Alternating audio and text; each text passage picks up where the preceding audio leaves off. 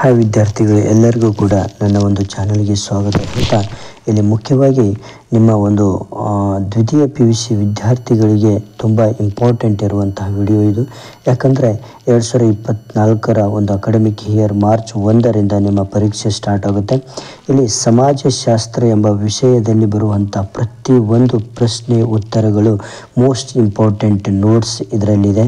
ಎಲ್ಲ ಇಂಪಾರ್ಟೆಂಟ್ ಪ್ರಶ್ನೆ ಪತ್ರಿಕೆ ಮತ್ತು ಪ್ಯಾಟರ್ನ್ ಯಾವ ರೀತಿ ಮತ್ತು ಮೋಸ್ಟ್ ಇಂಪಾರ್ಟೆಂಟ್ ಯಾವ ಕ್ವಶನ್ಸ್ಗಳು ಬರ್ತವೆ, ಎಲ್ಲ ಕ್ವಶನ್ಸ್ಗಳು ಮತ್ತು ಆನ್ಸರ್ಸ್ ಈ ಒಂದು ವಿಡಿಯೋದಲ್ಲಿ ಇದೆ.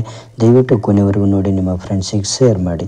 ಓಕೆ, ಬನ್ನಿ ಶುರು ಮಾಡೋಣ. ಪ್ರತಿಯೊಂದು ಪಾಠದ ಸಮೇತ ಹೋಗೋಣ, 1 by 1 ಮುಗಿಸ್ತಾ ಹೋಗೋಣ. ಮೊಟ್ಟ ಮೊದಲು ಅಧ್ಯಾಯ 1 ಭಾರತೀಯ ಸಮಾಜದ ನಿರ್ಮಾಣ ಮತ್ತು ಜನಸಂಖ್ಯೆ ಶಾಸ್ತ್ರ ಬಗ್ಗೆ ನೋಡೋಣ. ಒಂದು ಅಂಕದ ಪ್ರಶ್ನೆಗಳಿಗೆ ತಲಾ ಒಂದು ವಾಕ್ಯದಲ್ಲಿ ಉತ್ತರ ನೀಡೋಣ.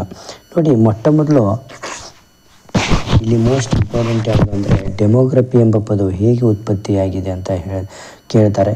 ಇಲ್ಲಿ ಡೆಮೋಗ್ರಫಿ ಎಂಬ ಪದವು ಡೆಮೋಸ್ ಮತ್ತು ಗ್ರಾಫಿಸ್ ಎಂಬ 2 ಗ್ರೀಕ್ ಪದಗಳಿಂದ ಉತ್ಪತ್ತಿಯಾಗುತ್ತೆ. 2011ರ ಜನಗಣತಿಯಲ್ಲಿ ದಾಖಲಾದ ಲಿಂಗಾನುಪಾತ ಪ್ರಮಾಣವನ್ನು ತಿಳಿಸಿ.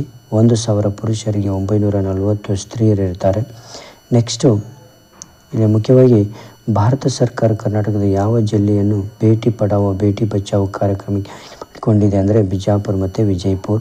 ಭಾರತದ ಜನಾಂಗೀಯ ಸಮೂಹಗಳಲ್ಲಿ ಒಂದನ್ನು ಹೆಸರಿಸಿ ಅಂದರೆ ನೀವು ನಿಗ್ರಿಟೋ ಅಥವಾ ಮಂಗೋಲಾಯ್ಡ್ ಎರಡೂ ಕೂಡ ಹೆಸರಿಸಿದರೂ ಕೂಡ ಪರವಾಗಿಲ್ಲ. ಹಾಗಾದರೆ ಭಾರತಕ್ಕೆ ಕ್ರೈಸ್ತ ಧರ್ಮವನ್ನು ಪರಿಚಯಿಸಿದವರು ಯಾರು ಅಂತ ಕೇಳ್ತಾರೆ ನಿಮಗೆ. ಮೇನ್ ಇಂಪಾರ್ಟೆಂಟು ಇಲ್ಲಿ ನೀವು ಏನು ಬರಿಬೇಕು ಅಂದರೆ ಭಾರತಕ್ಕೆ ಕ್ರೈಸ್ತ ಧರ್ಮ ಪರಿಚಯಿಸಿದವರು ಸಂತ್ ಥಾಮಸ್ ಮತ್ತು ಸಂತ್ ಬಾರ್ತಲೋಮಿಯೋ ಅಂತ ಬರಿಬೇಕಾಗುತ್ತೆ. ಭಾರತದ ಪ್ರಾಚೀನ ಹೆಸರುಗಳಲ್ಲಿ ಒಂದನ್ನು ಹೆಸರಿಸಿ ಅಂದರೆ ಭರತವರ್ಷ, ಭರತಖಂಡ, ಜಂಬೂದ್ವೀಪ ಅಂತ ನಾವು ಹೇಳಬೇಕಾಗುತ್ತೆ. ನೆಕ್ಸ್ಟು ಇಲ್ಲಿ ಯಾವ ವರ್ಷವನ್ನು ಜನಸಂಖ್ಯೆ ಶಾಸ್ತ್ರೀಯ ವಿಭಜಕ ವರ್ಷ ಎಂದು ಕರೆಯುತ್ತೇವೆ ಅಂದರೆ 1921ರಲ್ಲಿ. ಹಾಗಾದರೆ ಲಿಂಗಾನುಪಾತ ಎಂದರೇನು ಅಂತ ಕೇಳ್ತಾರೆ. ನೀವು ಸಿಂಪಲ್ ಆಗಿ ಅರ್ಥ ಮಾಡ್ಕೊಳ್ಬೇಕು.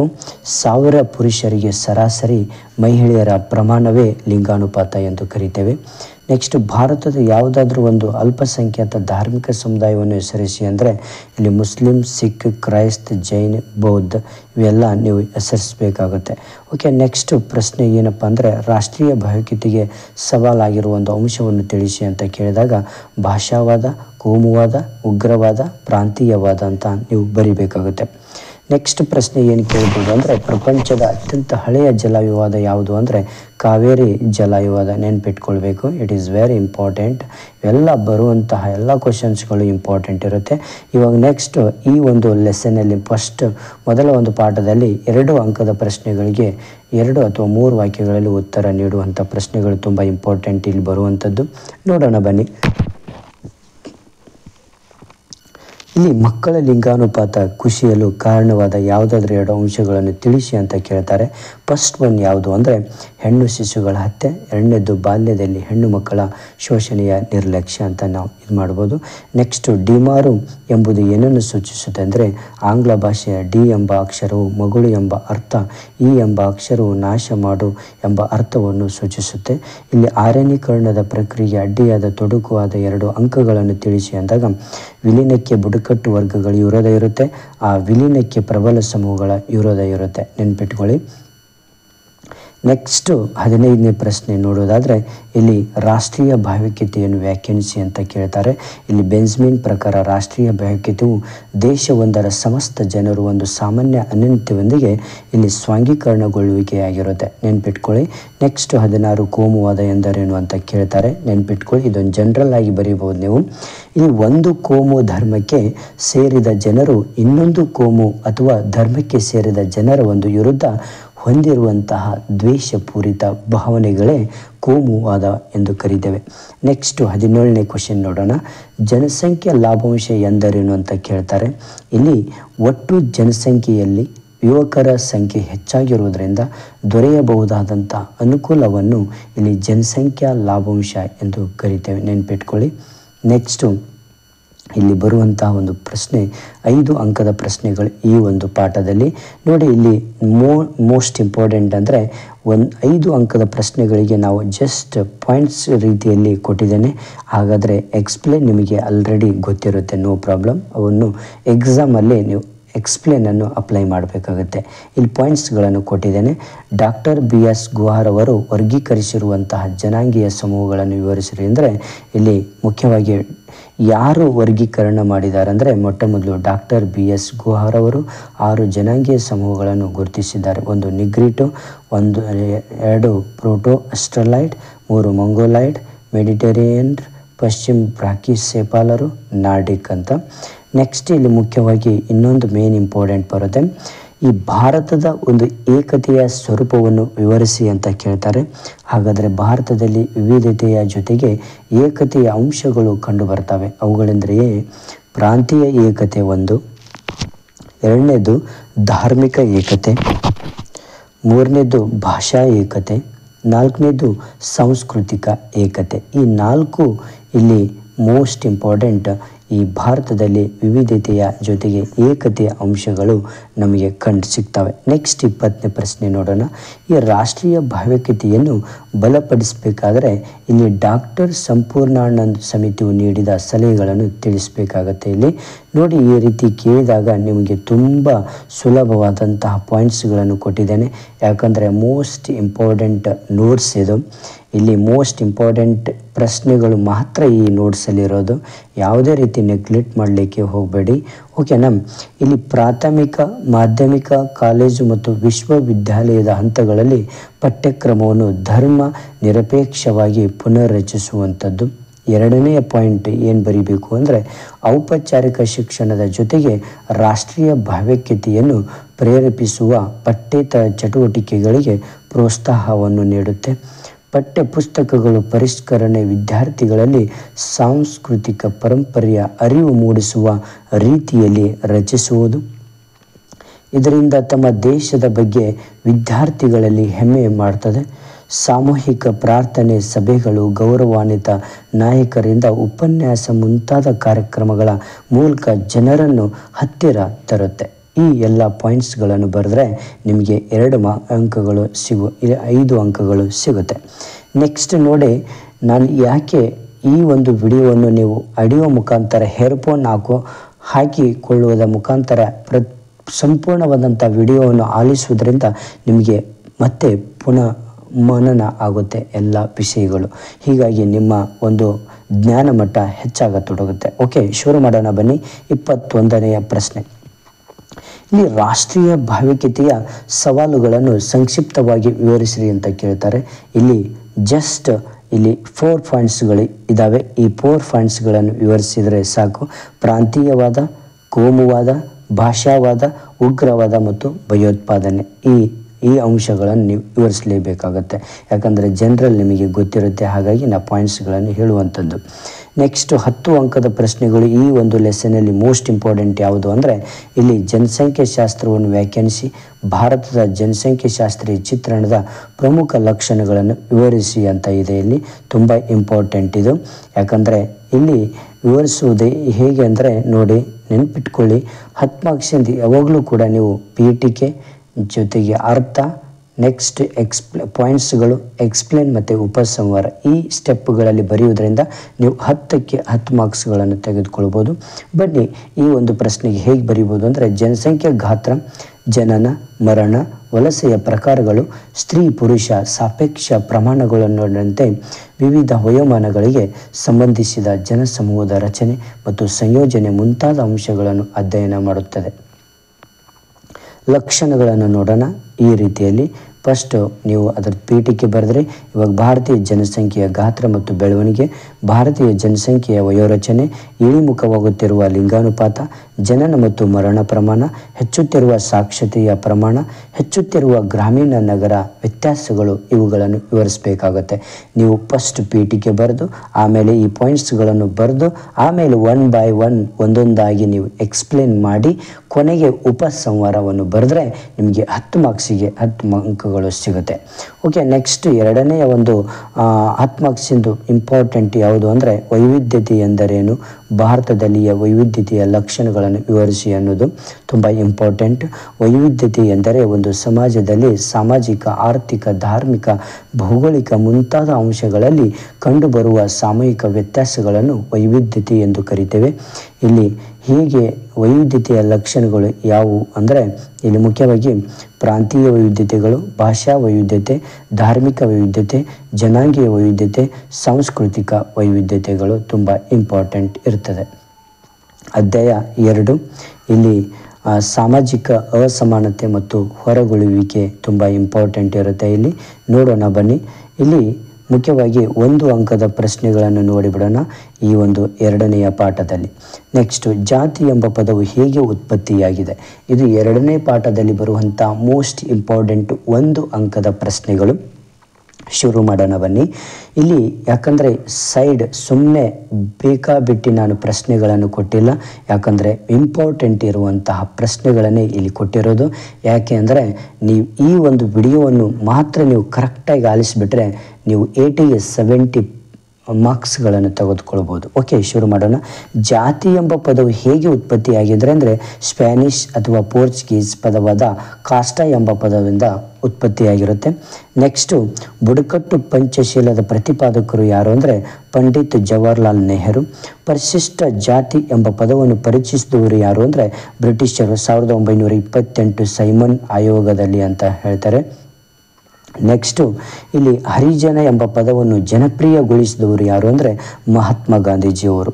ಹರಿಜನ ಎಂಬ ಪದವನ್ನು ಪರಿಚಯಿಸಿದವರು ಯಾರು ಅಂದರೆ ಗುಜರಾತಿನ ಸನ್ಯಾಸಿ ನರಸಿಂಹ ಮೆಹ್ತಾ ಅಂತ.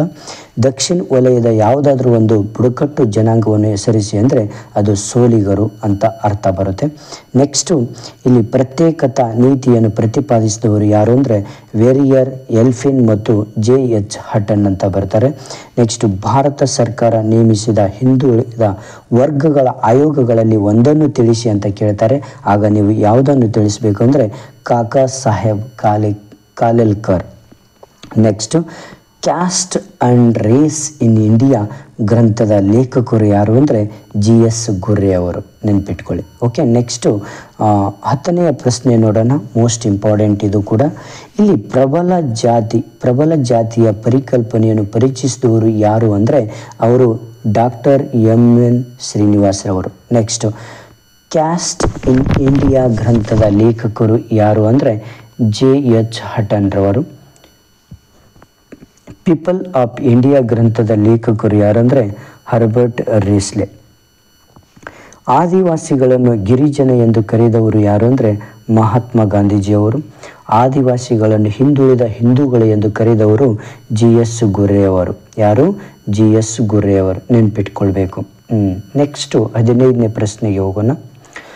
ಇಲ್ಲಿ ಜಾತಿಯ ಯಾವುದಾದ್ರೂ ಒಂದು ಲಕ್ಷಣವನ್ನು ತಿಳಿಸಿ ಅಂತ ಕೇಳ್ತಾರೆ 1 ಮಾರ್ಕ್ಸಿಗೆ. ನೀವೇನು ಬರಿಬೇಕು ಅಂದರೆ ಉತ್ತರ ವಿವಾಹದ ಮೇಲಿನ ನಿರ್ಬಂಧಗಳು, ಇಷ್ಟು ಬರೆದ್ರೆ 1 ಮಾರ್ಕ್ಸ್ ಕೊಡ್ತಾರೆ.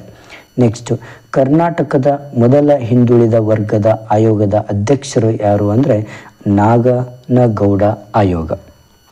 ನೆಕ್ಸ್ಟ್ 17ನೇ ಪ್ರಶ್ನೆ, ಭಾರತದ ಮೊದಲ ಹಿಂದುಳಿದ ಆಯೋಗದ ಅಧ್ಯಕ್ಷರು ಯಾರು ಅಂದರೆ ಕಾಕಾ ಸಾಹೇಬ್ ಕಾಲೇಲ್ಕರ್. ಓಕೆ, ಕರ್ನಾಟಕದ ಶಾಶ್ವತ ಹಿಂದುಳಿದ ಆಯೋಗದ ಪ್ರಸ್ತುತ ಅಧ್ಯಕ್ಷರು ಯಾರು ಅಂದರೆ ಇಲ್ಲಿ H ಕಾಂತರಾಜು ಅಂತ ಬರುತ್ತೆ.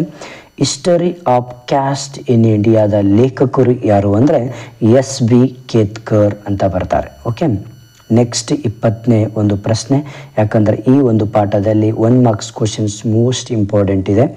ನೆಕ್ಸ್ಟ್, ಯಾವ ರಾಜ್ಯದಲ್ಲಿ ಹೆಚ್ಚಿನ ಸಂಖ್ಯೆಯ ಪರಿಶಿಷ್ಟ ಪಂಗಡದ ಜನರಿದ್ದಾರೆ ಅಂದರೆ ಮಿಜೋರಾಂ ಎಂಬ ಒಂದು ರಾಜ್ಯದಲ್ಲಿ ಪರಿಶಿಷ್ಟ ಪಂಗಡದ ಜನರಿದ್ದಾರೆ. ನೆಕ್ಸ್ಟು, ಯಾವ ರಾಜ್ಯದಲ್ಲಿ ಹೆಚ್ಚಿನ ಸಂಖ್ಯೆಯ ಪರಿಶಿಷ್ಟ ಪಂಗಡಗಳಿವೆ ಅಂದರೆ ಮಧ್ಯಪ್ರದೇಶದಲ್ಲಿ. ಪಕ್ಕಾ ಆಹಾರ ಎಂದರೇನು ಅಂದರೆ ಬೆಣ್ಣೆ ಅಥವಾ ತುಪ್ಪದಿಂದ ತಯಾರಾದ ಆಹಾರ, ನೆನ್ಪಿಟ್ಕೊಳ್ಳಿ. ಕಚ್ಚಾ ಆಹಾರ ಎಂದರೆ ನೀರಿನಿಂದ ತಯಾರಾದಂಥ ಆಹಾರವನ್ನು ಕಚ್ಚಾ ಆಹಾರ ಎಂದು ಕರೀತೇವೆ, ನೆನ್ಪಿಟ್ಕೊಳ್ಳಿ. ನೆಕ್ಸ್ಟ್ ಯಾವ ರಾಜ್ಯದಲ್ಲಿ ಇಲ್ಲಿ ಹೆಚ್ಚಿನ ಸಂಖ್ಯೆ ಪರಿಶಿಷ್ಟ ಜಾತಿ ಜನರಿದ್ದಾರೆ ಅಂದರೆ ಉತ್ತರ ಪ್ರದೇಶದಲ್ಲಿ. ನೆಕ್ಸ್ಟ್ ಆಧುನಿಕ ಭಾರತದಲ್ಲಿ ಜಾತಿಯಲ್ಲಿ ಬದಲಾವಣೆಗಳೆಂಬ ಗ್ರಂಥವನ್ನು ಬರೆದವರು ಯಾರು ಅಂದರೆ MN ಶ್ರೀನಿವಾಸರವರು, ನೆನ್ಪಿಟ್ಕೊಳ್ಳಿ. ನೆಕ್ಸ್ಟ್ 2 ಅಂಕಗಳ ಒಂದು ಪ್ರಶ್ನೆಗಳನ್ನು ನೋಡೋಣ ಈ ಒಂದು ಪಾಠದಲ್ಲಿ, 2ನೆಯ ಪಾಠದಲ್ಲಿ. ಕರ್ನಾಟಕದ 2 ಪ್ರಬಲ ಜಾತಿಗಳನ್ನು ಹೆಸರಿಸಿ ಅಂತ ಕೇಳಿದಾಗ ನೀವು ಈಸಿಯಾಗಿ ಒಕ್ಕಲಿಗರು ಮತ್ತು ಲಿಂಗಾಯತರು ಅಂತ ಬರೀಬೇಕಾಗುತ್ತೆ. ನೆಕ್ಸ್ಟ್ 2ನೆಯ ಪ್ರಶ್ನೆ, ಸಾಮಾಜಿಕ ಅಸಮಾನತೆಯ ಅರ್ಥವನ್ನು ತಿಳಿಸಿ ಅಂತ ಕೇಳ್ತಾರೆ. ಈಗ ಸಾಮಾಜಿಕ ಸಂಪನ್ಮೂಲಗಳ ಲಭ್ಯತೆಯ ಅಸಮಾನ ಅವಕಾಶಗಳನ್ನು ಸಾಮಾಜಿಕ ಅಸಮಾನ ಎನ್ನುತ್ತೇವೆ, ನೆನ್ಪಿಟ್ಕೊಳ್ಳಿ. ನೆಕ್ಸ್ಟ್ 3ನೆಯ ಪ್ರಶ್ನೆ ನೋಡೋಣ.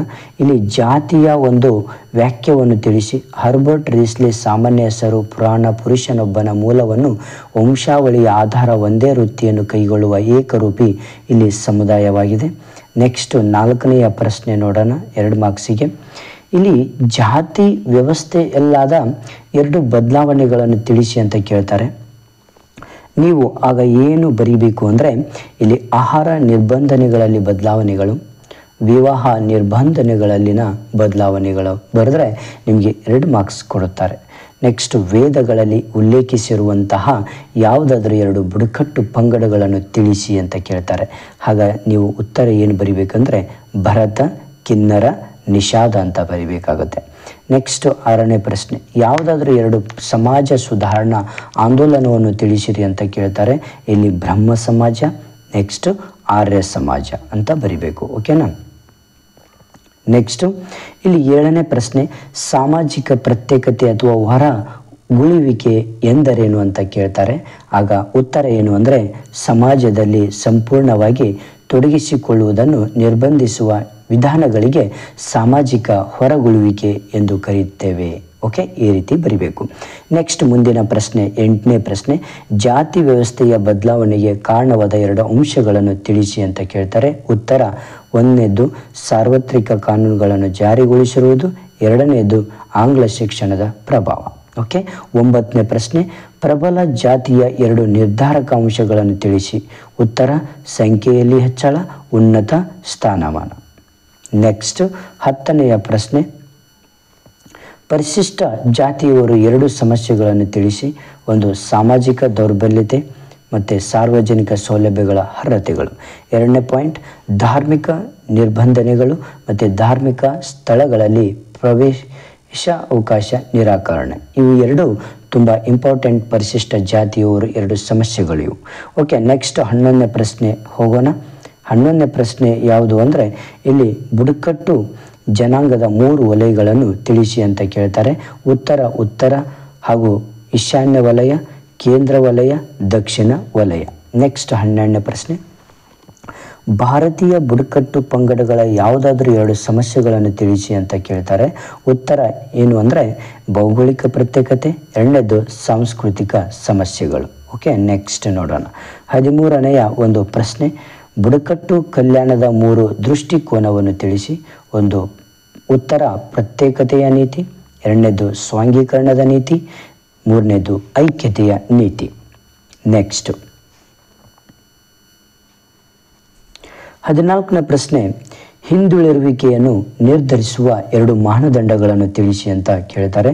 ಇಲ್ಲಿ ಉತ್ತರ ಸಾಮಾಜಿಕ ಮಾನದಂಡ, ಆರ್ಥಿಕ ಮಾನದಂಡ, ಶೈಕ್ಷಣಿಕ ಮಾನದಂಡ. ನೆಕ್ಸ್ಟು 15ನೆಯ ಪ್ರಶ್ನೆ, ಜಾತಿ ಪದ್ಧತಿಯ ಬದಲಾವಣೆಗೆ ಕಾರಣವಾದ 2 ಸಾಮಾಜಿಕ ಸುಧಾರಣಾ ಚಳುವಳಿಗಳನ್ನು ಇಲ್ಲಿ ತಿಳಿಸಿ. ಇಲ್ಲಿ ಉತ್ತರ ಏನು ಅಂದರೆ ಆರ್ಯ ಸಮಾಜ, 2ನೇದು ಪ್ರಾರ್ಥನಾ ಸಮಾಜ. ನೆಕ್ಸ್ಟು 16ನೆಯ ಪ್ರಶ್ನೆ, ಪ್ರಬಲ ಜಾತಿಯನ್ನು ವ್ಯಾಖ್ಯಾನಿಸಿ.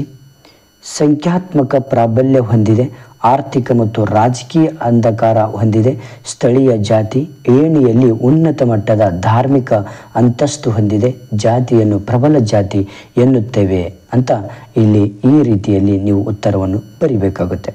ನೆಕ್ಸ್ಟು 17ನೆಯ ಪ್ರಶ್ನೆ, ಹಿಂದುಳಿದ ವರ್ಗ ಅಥವಾ ಜಾತಿಯನ್ನು ವ್ಯಾಖ್ಯಾನಿಸಿ. ಜಾತಿ, ಧರ್ಮ, ಜನಾಂಗ, ಭಾಷೆ, ವೃತ್ತಿ ಮುಂತಾದ ಅಂಶಗಳಲ್ಲಿ ಹಿಂದುಳಿದಿವೆ ಎಂದು ಗುರುತಿಸಬಹುದಾದಂಥ ಸಮೂಹವಾಗಿದ್ದು, ಸಾಮಾಜಿಕ, ಸಾಂಸ್ಕೃತಿಕ, ಆರ್ಥಿಕ, ರಾಜಕೀಯ ಇತ್ಯಾದಿಗಳಲ್ಲಿ ಹಿಂದುಳಿದಿರುವುದಕ್ಕೆ ಖಚಿತವಾದ ಲಕ್ಷಣಗಳನ್ನು ಹೊಂದಿರಬಹುದಾದ ಸಮೂಹವನ್ನು ಹಿಂದುಳಿದ ವರ್ಗ ಎಂದು ಕರೀತೇವೆ. ನೆಕ್ಸ್ಟ್ 18ನೇ ಪ್ರಶ್ನೆ, ಕರ್ನಾಟಕದ ಯಾವುದಾದ್ರೂ 2 ಪರಿಶಿಷ್ಟ ಜಾತಿಗಳನ್ನು ಹೆಸರಿಸಿ. ಅಂದರೆ ಒಂದು ಲಂಬಾಣಿ, ಇನ್ನೊಂದು ಬೋವಿ.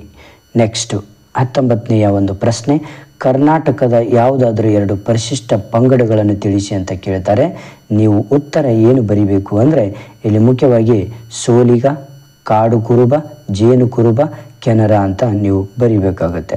ನೆಕ್ಸ್ಟು 5 ಅಂಕದ ಪ್ರಶ್ನೆಗಳನ್ನು ನೋಡೋಣ. ಇಲ್ಲಿ 5 ಅಂಕದ ಪ್ರಶ್ನೆಗಳನ್ನು ತುಂಬ ಇಂಪಾರ್ಟೆಂಟ್ ಈ ಒಂದು ಪಾಠದಲ್ಲಿ. ಬುಡಕಟ್ಟು ಪಂಚಶೀಲ ತತ್ವಗಳನ್ನು ವಿವರಿಸಿ ಅಂತ ಕೇಳ್ತಾರೆ ನಿಮಗೆ. ಉತ್ತರ ಯಾವ ರೀತಿ ಬರೀಬೇಕು ಅನ್ನೋದು ಕೂಡ ಇಲ್ಲಿ ಕೊಟ್ಟಿದ್ದೇನೆ. ಎಷ್ಟು 5 ಪಾಯಿಂಟ್ಸ್ಗಳನ್ನು ಬರೆದ್ರೆ ಸಾಕು. ನೋಡಿ, ಮೊದಲನೆಯ ಒಂದು ತತ್ವ ಯಾವುದು ಅಂದರೆ ಬುಡಕಟ್ಟು ಪಂಗಡಗಳು ತಮ್ಮದೇ ಆದ ಸಾಮರ್ಥ್ಯದಿಂದ ಅಭಿವೃದ್ಧಿ ಹೊಂದಲು ಅವಕಾಶ ನೀಡಿ ಅವರ ಕಲೆ ಮತ್ತು ಸಂಸ್ಕೃತಿಯನ್ನು ಪ್ರೋತ್ಸಾಹಿಸಬೇಕಾಗುತ್ತೆ. ಎರಡನೇದು ಭೂಮಿ ಮತ್ತು ಅರಣ್ಯಗಳ ವಿಚಾರದಲ್ಲಿ ಬುಡಕಟ್ಟುಗಳ ಹಕ್ಕುಗಳನ್ನು ಗೌರವಿಸುವಂಥದ್ದು. ಬುಡಕಟ್ಟು ಪ್ರದೇಶಗಳ ಆಡಳಿತ ಅಭಿವೃದ್ಧಿಗೆ ತರಬೇತಿ ನೀಡಿ ಅವರ ಕ್ಷೇತ್ರಗಳಿಗೆ ಹೊರಗಿನವರ ಪ್ರವೇಶವನ್ನು ಸಾಧ್ಯವಾದಷ್ಟು ತಪ್ಪಿಸಬೇಕಾಗುತ್ತೆ. ಬುಡಕಟ್ಟು ಪ್ರದೇಶಗಳಲ್ಲಿ ಒಂದೇ ಸಾರಿಗೆ ಹಲವಾರು ಯೋಜನೆಗಳನ್ನು ಕೈಗೊಳ್ಳಬಾರದು. ಮತ್ತು ಬುಡಕಟ್ಟುಗಳ ಕಲ್ಯಾಣ ಸಾಧನೆಯನ್ನು ಅವರ ವ್ಯಕ್ತಿತ್ವದ ಪ್ರಗತಿಯ ಮೂಲಕ ಇಲ್ಲಿ ಗುರುತಿಸಬೇಕು, ವಿನಮ್ ಅವರಿಗಾಗಿ ಖರ್ಚು ಮಾಡಿದ ಹಣದಿಂದಲ್ಲ. ಇವೆಲ್ಲ ತತ್ವಗಳನ್ನು ಬರೀಬೇಕಾಗುತ್ತೆ. ನೆಕ್ಸ್ಟ್ 2ನೇಯ ಪ್ರಶ್ನೆ ನೋಡೋಣ, 5 ಮಾರ್ಕ್ಸಲ್ಲಿ. ಇಲ್ಲಿ ಸ್ವಾತಂತ್ರ್ಯ ಪೂರ್ವ ಅಥವಾ ಬ್ರಿಟಿಷ್ ಕಾಲಾವಧಿಯಲ್ಲಿ ಜಾತಿ ವ್ಯವಸ್ಥೆಯ ಬದಲಾವಣೆಗಳನ್ನು ನಾವೇನು ಮಾಡಬೇಕು ಅಂದರೆ ಇಲ್ಲಿ ವಿವರಿಸಬೇಕು.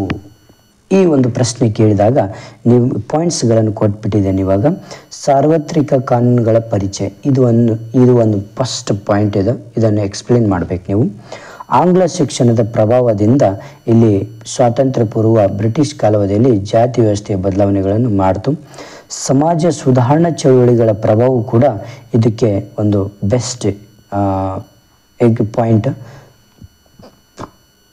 ನೆಕ್ಸ್ಟು ಸ್ವಾತಂತ್ರ್ಯ ಚಳುವಳಿಯ ಪ್ರಭಾವ, ಔದ್ಯೋಗೀಕರಣ ಮತ್ತು ನಗರೀಕರಣದ ಪ್ರಭಾವ. ಈ ಎಲ್ಲ ಪಾಯಿಂಟ್ಸ್ಗಳನ್ನು ನೀವು ಬೋರ್ಡ್ ಪರೀಕ್ಷೆಗೆ ಬಂದರೆ ನೀವು ಎಕ್ಸ್ಪ್ಲೇನ್ ಮುಖಾಂತರ ನೀವು ಬರೀಬೇಕಾಗುತ್ತೆ. ನೆಕ್ಸ್ಟ್ 3ನೇ ಪ್ರಶ್ನೆ ಯಾವುದು ಅಂದರೆ ಇಲ್ಲಿ ಸ್ವತಂತ್ರ ಭಾರತದಲ್ಲಿ ಜಾತಿ ವ್ಯವಸ್ಥೆಯಲ್ಲಾದಂತಹ ಕಾರ್ಯಾತ್ಮಕ ಬದಲಾವಣೆ ತಿಳಿಸಿ. ಇಲ್ಲಿ ವೃತ್ತಿಯ ಆಯ್ಕೆಗಳು ಮುಕ್ತವಾಗಿದೆ, ಜಾತಿ ಪಂಚಾಯಿತಿಗಳು ನಶಿಸಿದೆ, ಸಹಭೋಜನ ನಿರ್ಬಂಧಗಳು ಶಿಥಿಲಗೊಂಡಿವೆ, ಜಾತಿಯ ದೈವ ಸೃಷ್ಟಿ ನಂಬಿಕೆ ಬದಲಾಗಿದೆ, ವೃತ್ತಿ ಮತ್ತು ವೈವಾಹಿಕ ನಿರ್ಬಂಧಗಳು ಇಲ್ಲಿ ಕಡಿಮೆಯಾಗಿದ್ದಾವೆ. ಓಕೆ, ನೆಕ್ಸ್ಟ್ ನೋಡೋಣ. ಇಲ್ಲಿ ಸ್ವತಂತ್ರ ಭಾರತದಲ್ಲಿ ಜಾತಿ ವ್ಯವಸ್ಥೆಯಲ್ಲಿ ಪಾತ್ರದಲ್ಲಿನ ಅಥವಾ ರಚನಾತ್ಮಕ ಬದಲಾವಣೆಗಳನ್ನು ತಿಳಿಸುವಂಥದ್ದು. ಈ ಒಂದು ಪ್ರಶ್ನೆಗೆ ಯಾವ ರೀತಿ ಪಾಯಿಂಟ್ಸ್ಗಳನ್ನು ಬರೀಬೇಕು ಅನ್ನೋದು ಇಲ್ಲಿ ಕೊಟ್ಬಿಟ್ಟಿದ್ದೇನೆ. ಟೋಟಲ್ 5 ಪಾಯಿಂಟ್ಸ್ಗಳು ಇದ್ದಾವೆ. ಓಕೆ, ನೆಕ್ಸ್ಟು ಇಲ್ಲಿ ಪ್ರಬಲ ಜಾತಿಯ ಒಂದು ಸ್ವರೂಪ ಅಥವಾ ನಿರ್ಧಾರಕ ಅಂಶಗಳನ್ನು ತಿಳಿಸಿ ಅಂತ ಹೇಳಿದಾಗ ಇಲ್ಲಿ ಕೂಡ 5 ಪಾಯಿಂಟ್ಸ್ಗಳು ಮೋಸ್ಟ್ ಇಂಪಾರ್ಟೆಂಟ್ ಇದ್ದಾವೆ. ಇವುಗಳನ್ನು ನೀವು ಅಪ್ಲೈ ಮಾಡಬೇಕಾಗುತ್ತೆ.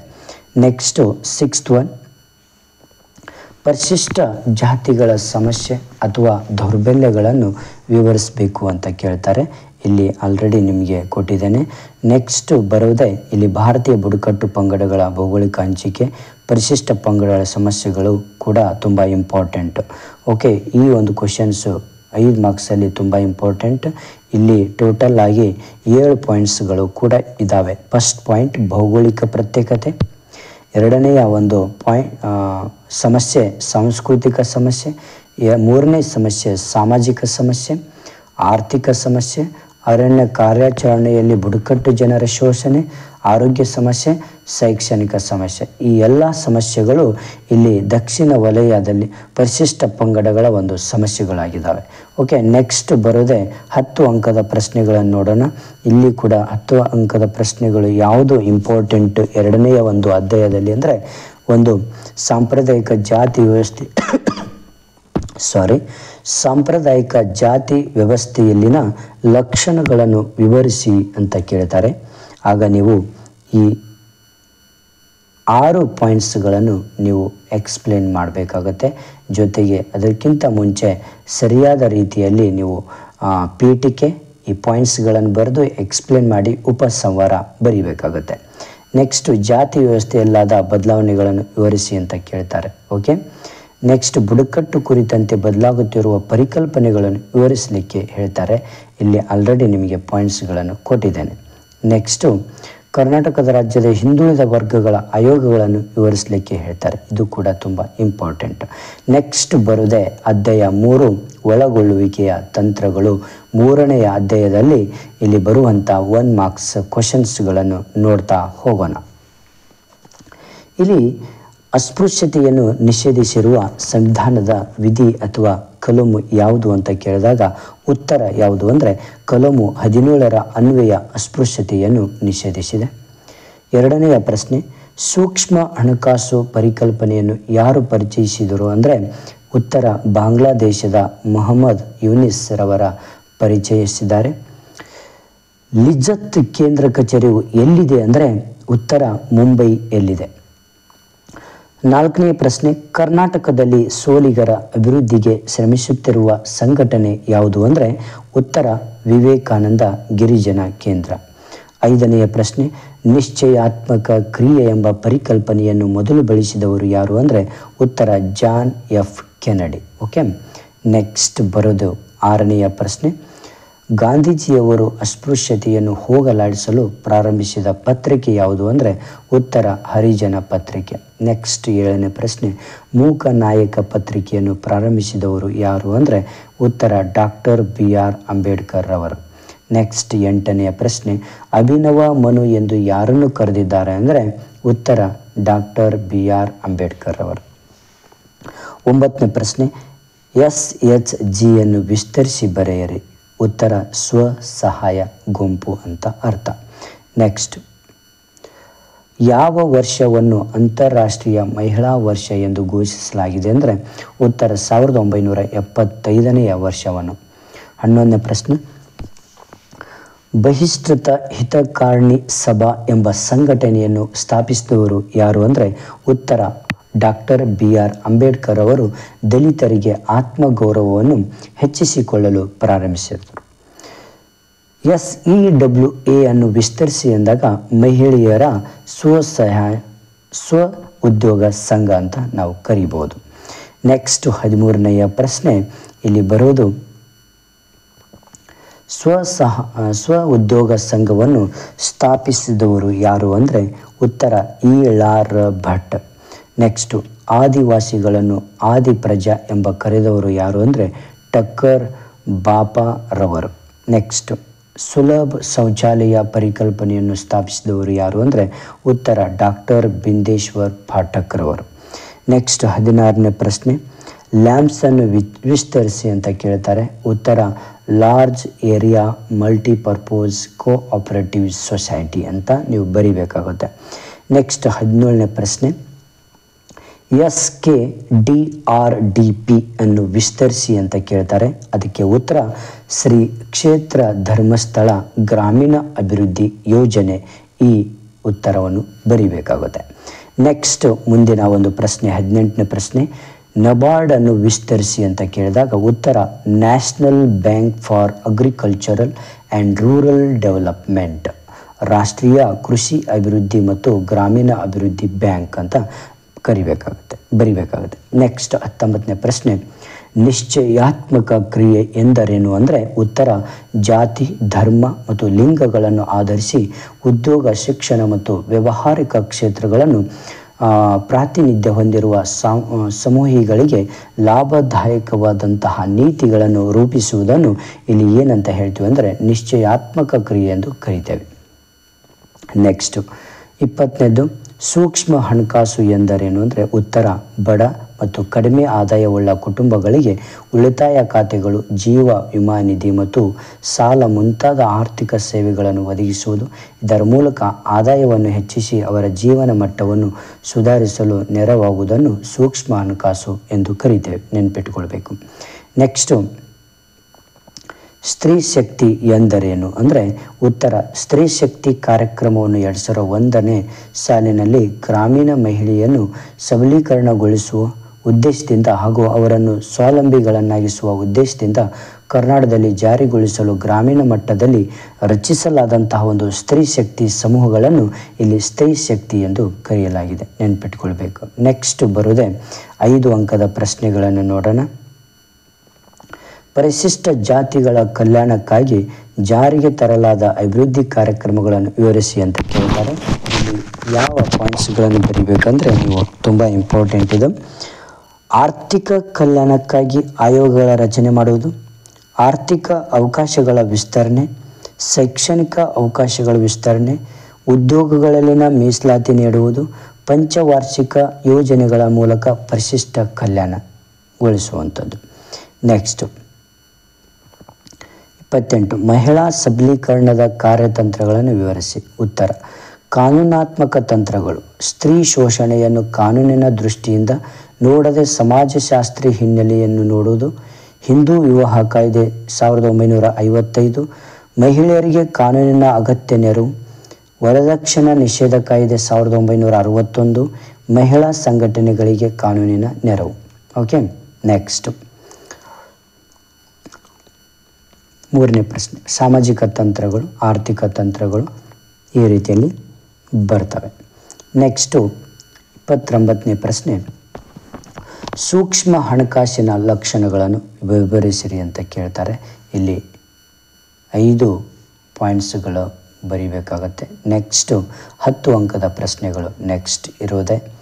ಈ ಒಂದು ಪಾಠದಲ್ಲಿ 10 ಅಂಕದ ಪ್ರಶ್ನೆಗಳು ಕೂಡ ತುಂಬ ಇಂಪಾರ್ಟೆಂಟ್. 30ನೇ ಪ್ರಶ್ನೆ, 1974ರ ಸಮಾನತೆಯನ್ನು ವರದಿಯನ್ನು ಉದ್ದೇಶಗಳನ್ನು ವಿವರಿಸಿ ಅಂತ ಕೇಳ್ತಾರೆ. ಹೇಗೆ ಬರಿಬೇಕು ಅನ್ನೋದು ನೋಡೋಣ. ಉತ್ತರ, ಅರ್ಥ, ಭಾರತೀಯ ಮಹಿಳೆಯರ ಅಂತಸ್ತು ಮತ್ತು ಸಮಸ್ಯೆಗಳನ್ನು ಪರಿಶೀಲಿಸಲು ರಾಷ್ಟ್ರೀಯ ಆಯೋಗವನ್ನು ರಚಿಸಲಾಗುತ್ತೆ. ಈ ಆಯೋಗದ ವರದಿಯನ್ನು ಸಮಾನತೆಯತ್ತ ವರದಿ 1974 ಎಂದು ಕರೆಯಲಾಗಿದೆ.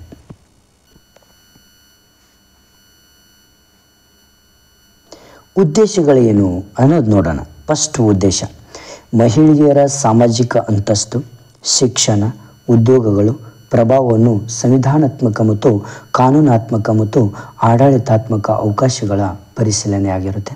ಎರಡನೇದು, ಗ್ರಾಮೀಣ ಭಾಗದ ಮಹಿಳೆಯರ ಅಂತಸ್ತಿನ ಪ್ರಭಾವ ಬೀರುವ ಪ್ರಭಾವವನ್ನು ಮೌಲ್ಯಮಾಪನ ಮಾಡುವುದು, ಮಹಿಳೆಯರಲ್ಲಿ ಶಿಕ್ಷಣದ ಅಭಿವೃದ್ಧಿಯನ್ನು ಅಭ್ಯಸಿಸುವುದು, ಕೆಲವು ಕ್ಷೇತ್ರಗಳಲ್ಲಿ ಒಂದು ನಿಧಾನ ಪ್ರಗತಿಯ ಒಂದು ಕಾರಣಗಳನ್ನು ಸೂಕ್ತ ಪರಿಹಾರಾತ್ಮಕ ಸಲಹೆಗಳನ್ನು ನೀಡುವುದು, ದುಡಿಯುವ ಮಹಿಳೆಯರ ಸಮಸ್ಯೆಗಳನ್ನು ಪರಿಶೀಲಿಸುವುದು, ದೇಶ ನಿರ್ಮಾಣದ ಕಾರ್ಯದಲ್ಲಿ ಮಹಿಳೆಯರ ಪಾತ್ರ ನಿರ್ವಹಣೆ ಮಾಡುವಂಥದ್ದು. ನೆಕ್ಸ್ಟ್ 31ನೆಯ ಪ್ರಶ್ನೆ ತುಂಬ ಇಂಪಾರ್ಟೆಂಟ್ ಬರಬಹುದು. ಇಲ್ಲಿ ನೋಡಿ ವಿದ್ಯಾರ್ಥಿಗಳೇ, ಪರಿಶಿಷ್ಟರ ಒಂದು ಉನ್ನತಿಗಾಗಿ ರಚಿಸಲಾದಂತಹ ಒಂದು ಸಂವಿಧಾನಾತ್ಮಕ ಕ್ರಮವನ್ನು ವಿವರಿಸಿ ಅಂತ ಹೇಳ್ತಾರೆ 10 ಮಾರ್ಕ್ಸಿಗೆ. ನೋಡಿ, ಇಲ್ಲಿ ಮೋಸ್ಟ್ ಇಂಪಾರ್ಟೆಂಟ್ ಇಲ್ಲಿ ಪಾಯಿಂಟ್ಸ್ಗಳನ್ನು ಆಲ್ರೆಡಿ ಇವೆಲ್ಲ ಕೊಟ್ಬಿಟ್ಟಿದ್ದೇನೆ. ತುಂಬ ಇಂಪಾರ್ಟೆಂಟ್ ಇದೆ ಎಲ್ಲ. 10 ಟೋಟಲಾಗಿ 11 ಕೊಟ್ಟಿದ್ದೇನೆ. ಓಕೆನಾ? ಯಾವುದೇ ರೀತಿ ನೆಗ್ಲೆಕ್ಟ್ ಮಾಡಲಿಕ್ಕೆ ಹೋಗಬೇಡಿ. ಓಕೆ, ನೆಕ್ಸ್ಟು ಅಧ್ಯಾಯ 4, ಭಾರತ ಕುಟುಂಬ ವ್ಯವಸ್ಥೆ. ಭಾರತ ಕುಟುಂಬ ವ್ಯವಸ್ಥೆ. ಯಾಕಂದರೆ ಈ ಒಂದು 4ನೆಯ ಒಂದು ಅಧ್ಯಾಯ ಇದೆ ಅಲ್ವಾ, ನಿಮಗೆ ತುಂಬ ಈಸಿ ಆ್ಯಂಡ್ ಜನರಲ್ ಆ್ಯಂಡ್ ತುಂಬ ಈಸಿಯಾಗಿ ತಿಳಿಯುತ್ತೆ. ನೋಡೋಣ ಬನ್ನಿ, 4ನೆಯ ಅಧ್ಯಾಯದಲ್ಲಿ 1 ಮಾರ್ಕ್ಸ್ ಕ್ವಶನ್ಸ್ ಯಾವುದೆಲ್ಲ ಇಂಪಾರ್ಟೆಂಟ್ ಅನ್ನೋದು. ಅವಿಭಕ್ತ ಕುಟುಂಬದ ಯಜಮಾನ ಯಾರು ಅಂದರೆ ಉತ್ತರ ಕರ್ತ ಆಗಿರ್ತಾನೆ. 2ನೇ ಪ್ರಶ್ನೆ, ಭಾರತದ ಅವಿಭಕ್ತ ಕುಟುಂಬವನ್ನು ಮಹಾಮನೆ ಎಂದು ಕರೆದವರು ಯಾರು ಅಂದರೆ ಹೆನ್ರಿ ಮೇನ್ ಅಂತ ಅರ್ಥ. 3ನೇ ಪ್ರಶ್ನೆ, ಕರ್ತ ಯಾರು? ಉತ್ತರ ಅವಿಭಕ್ತ ಕುಟುಂಬದ ಯಜಮಾನ ಅಂತ ಅರ್ಥ ಆಗುತ್ತೆ. ನೆಕ್ಸ್ಟು, ಕರ್ಣ 1 ಯಾರು? ಉತ್ತರ ಕರ್ಣ 1 ಮಾತೃಪ್ರಧಾನ ಕುಟುಂಬದ ಹೊಣೆಗಾರಿಕೆಯನ್ನು ನಿಭಾಯಿಸುವವರು ಅಂತ ಅರ್ಥ. Next question, kinship organisation in India ಗ್ರಂಥವನ್ನು ಬರೆದವರು ಯಾರು ಅಂದರೆ ಉತ್ತರ Irawati Karve. And next, marriage and family in India ಎಂಬ ಗ್ರಂಥವನ್ನು ಬರೆದವರು ಯಾರು ಅಂದರೆ KM ಕಪಾಡಿಯಾ ಅಂತ ಅರ್ಥ. ನೆಕ್ಸ್ಟ್ ನರಸಿಂಗ್ನವರ್ ರವರ ಕುಟುಂಬದ ಪ್ರಮುಖ ವೃತ್ತಿ ಯಾವುದು ಅಂದರೆ ಉತ್ತರ ವ್ಯವಸಾಯ ಅಂತ ಅರ್ಥ. ನೆಕ್ಸ್ಟು ತರವಾಡು ಎಂದರೇನು ಅಂತ ಬರ್ತದೆ. ತರವಾಡು ಎಂದರೇನು ಅಂದರೆ ಉತ್ತರ ಏನು ಬರೀಬೇಕು ಅಂದರೆ ಕೇರಳದ ನಾಯರ್ ಜಾತಿಯ ಮಾತೃಪ್ರಧಾನ ವಿಭಕ್ತ ಕುಟುಂಬವನ್ನು ತರವಾಡು ಎಂದು ಕರೀತಾರೆ. 9ನೇ ಪ್ರಶ್ನೆ ಇಲ್ಲಾಂ ಎಂದರೇನು ಅಂತ ಬರುತ್ತೆ. ಉತ್ತರ ಕೇರಳದ ನಂಬೂದರಿ ಅವಿಭಕ್ತ ಕುಟುಂಬವನ್ನು ಇಲ್ಲಾಂ ಎಂದು ಕರೀತಾರೆ. ನೆಕ್ಸ್ಟ್ ಅವಿಭಕ್ತ ಕುಟುಂಬದ 2 ಪ್ರಕಾರಗಳನ್ನು ತಿಳಿಸಿ ಅಂತ ಕೇಳ್ತಾರೆ.